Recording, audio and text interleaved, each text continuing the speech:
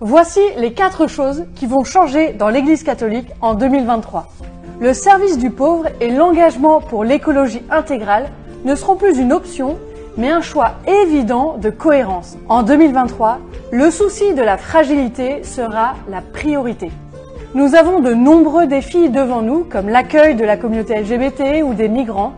En 2023, nous allons, comme Jésus lui-même le faisait, marcher avec les gens de notre temps et casser les barrières des préjugés qui nous séparent pour nous rencontrer et échanger. Nous savons très bien tous les dégâts que l'Église a causés par manque d'exemplarité et de courage de ses membres et ses représentants. En 2023, d'importants changements structurels seront mis en place.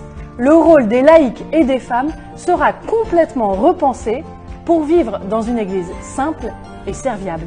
Enfin, le christianisme ne sera plus une affirmation identitaire qui renferme sur soi, mais une relation intime avec Dieu qui se donne dans l'amour de l'autre.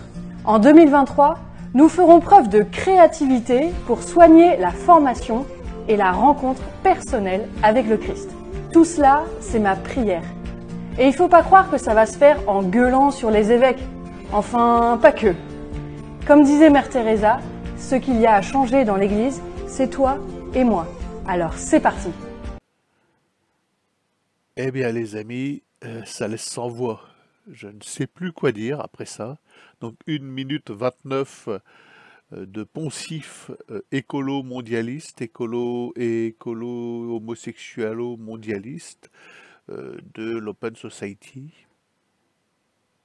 Alors j'en appelle aux prêtres conciliaires, puisque les autres, on sait qu'ils ont du mal à adhérer à cette espèce de diatribe. Voilà, je ne sais pas qui est cette personne qui nous parle, sans doute une bonne sœur en cheveux, elle a une croix, bon.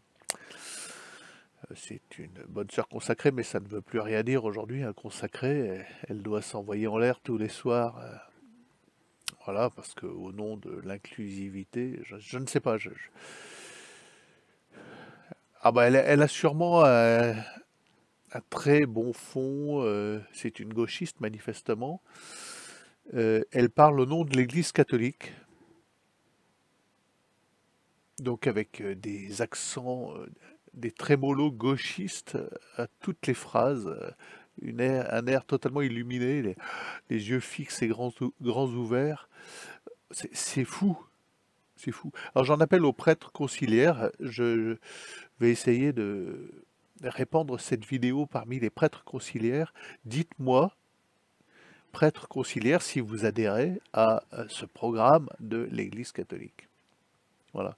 Et si ce n'est pas le cas, sachez que c'est exactement ce qu'il vous attend après toutes ces réunions de synode, de la synodalité intersynodale. Voici le programme de l'Église catholique 2.0, l'aboutissement du Concile Vatican II. Voilà.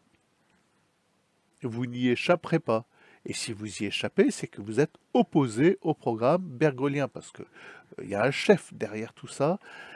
Il y a un chef, c'est Monsieur Bergoglio. Donc si vous êtes opposé au programme bergolien et que vous nous annoncez votre unacum avec fierté, que vous êtes en union avec ce type-là, c'est que vous êtes des menteurs, de fiefés menteurs. Elle parle au nom de l'Église, hein, j'invente pas. En 2023, voici ce que sera l'Église, une organisation Open Society, ONG, pro-migrants, écolo-sanitaire, écolo-mondialiste, écolo-intégral, donc au nom de l'amour de Jésus-Christ. Hein, voilà.